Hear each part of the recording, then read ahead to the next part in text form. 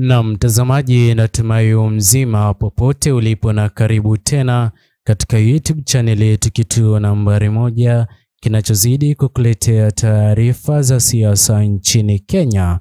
Naam, mtazamaji, hatimaye DCI imeweza kutoa habari njema kutokana na mauaji yaliyoweza kutekelezwa kwa mbunge wa Kasipul, Mheshimiwa Charles Were. Kulingana na taarifa iliyotolewa hivi punde na DCI ni kwamba moja ya pikipiki iliyoweza kushukiwa kuhusika katika mauaji ya mbunge huyo wa Kasipul, Mheshimiwa Charles Were, imeweza kupatikana, ila uchunguzi zaidi unazidi kufanywa ni nani msajili wa pikipiki hiyo na wahusika waliokuwa wakitumia pikipiki hiyo wakati ama muda wa saa 1:30 kipindi ambapo mbunge huyo wa Kasipul Charles Were aliweza kupigwa risasi akiwa na gari lake aina ya Crown Toyota katika barabara kuu ya Ngong huko jijini Nairobi, kando na barabara ya kuelekea City Mortuary.